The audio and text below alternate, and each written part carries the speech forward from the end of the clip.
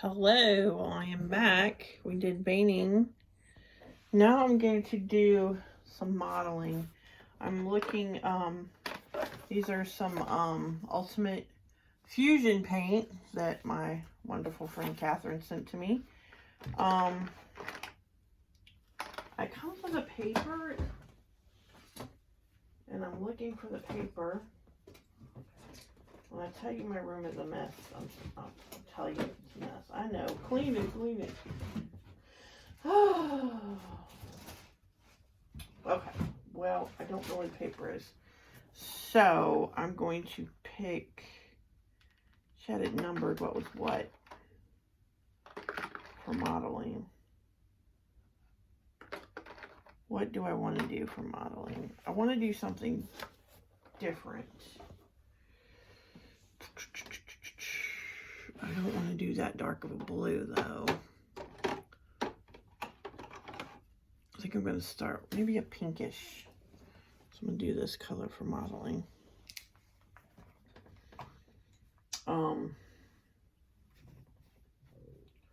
Mix this up. My ideal room would have a sink in it, I would think. But I don't have enough room for a sink. I think I'm kind of regretting getting rid of my crib. Which it went to a little baby, so... It went to a baby, and then I find out the next day that my daughter, my youngest daughter, is 5 weeks pregnant. Okay, so this is kind of thin. I am going to add some red to it, and I think I'm going to add... It says number 6 on here, and I will find it. I can't believe I don't have that paper. Now, I don't see where these paints are any better than regular paint. Most of the time, I use Liquidex. You don't need this big of a one, though. I've learned that. The smaller the paint bottle, the better. You wouldn't think you'd get a lot out of this, but you will. And if you're using too much, you can tell, believe me. I need to find something to pop this. You know, you get paint buildup in it. Oh, it's coming. So I'm just going to do 2 drops right now. Actually, that was 3.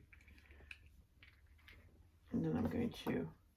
What I'm going to do with this one is I'm going to try to make my modeling a little thicker.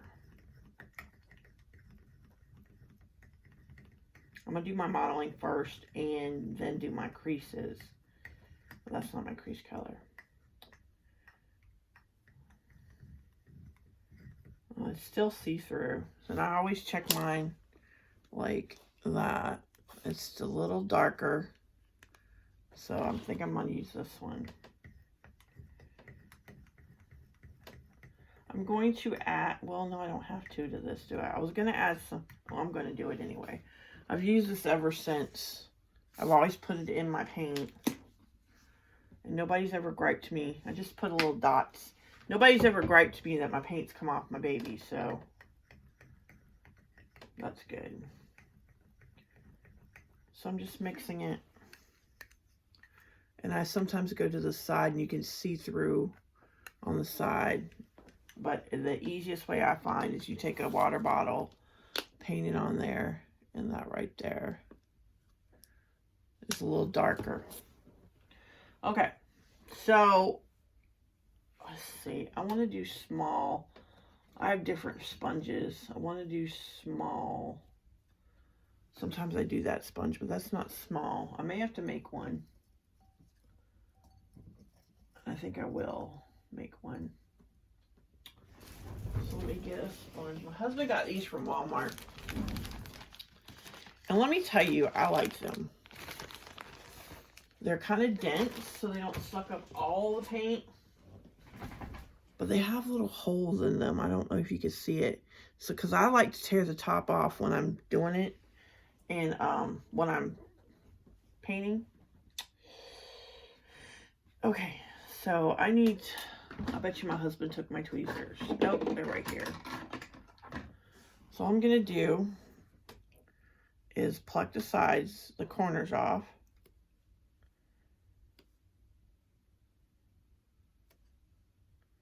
So there's not any hard corners. I usually go around and just pluck it.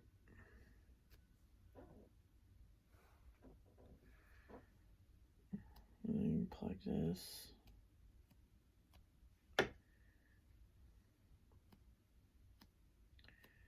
There's no have to way. Okay, now you go in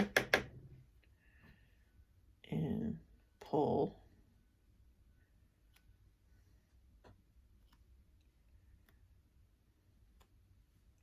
Just make little holes in it. Some people are really good at this. I see little indentions and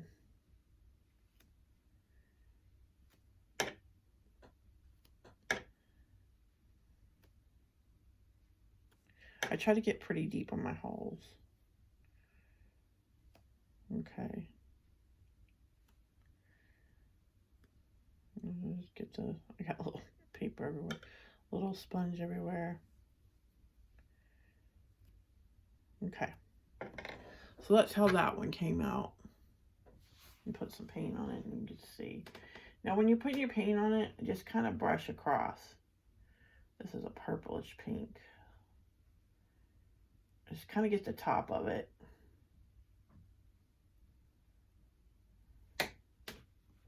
And I like to dab it.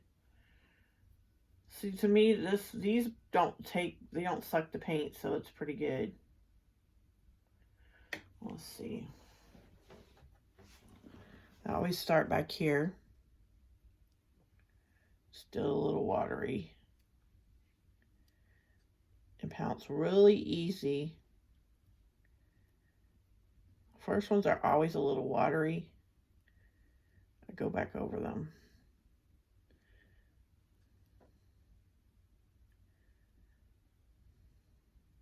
Just pounce. Easy though, like you're gently stamping it. Okay, so it's drying up some. Just add some more. This is a pinkish color. This is the color I made for him. I'm gonna tap it on the towel or whatever you use.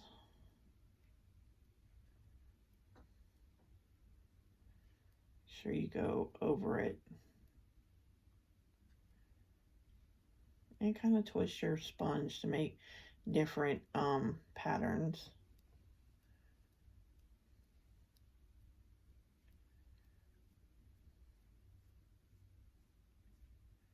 Okay. I don't think you can see him, but he's getting a little modeling. I've never been a strong modeler. I don't know why. Well, one baby I did, everyone had such blue on it that he looked like he was bruised. Dap it on there.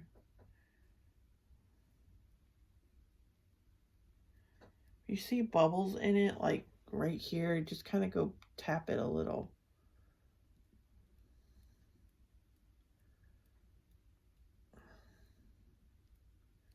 Put some on his forehead. He's got a big lobe head right there. I'll put a little bit on the eyes. I haven't repainted, redone it yet because I'm just doing a little bit under the eyes and just over the eye. I don't usually put a lot on the cheek. I'm thinking it's needing a more paint.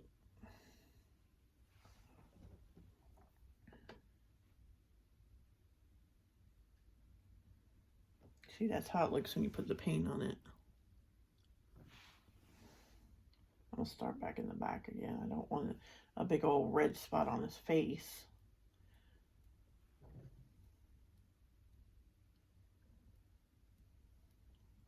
Lightly, lightly.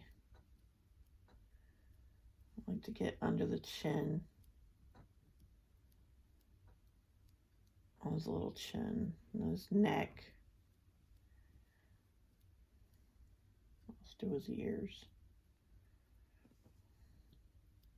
He's going to be a cutie.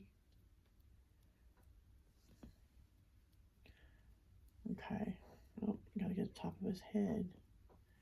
It's probably another paint. I'm just easy putting it on. Like that. And I dab it on my towel. Dab it on him. And when I say dab, like easy.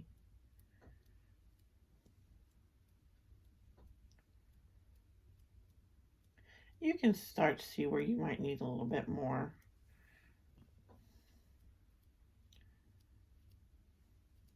It's going to dry clear. Well, not clear, but it's not going to be as dark as it is right now. You can always add more. I'll put some on his nose. I'm leaving the cheeks undone right now. Okay, so I'm going to let that base dry. And I'm going to go ahead and do his legs and his arms. And I might come back on. Talk to you later.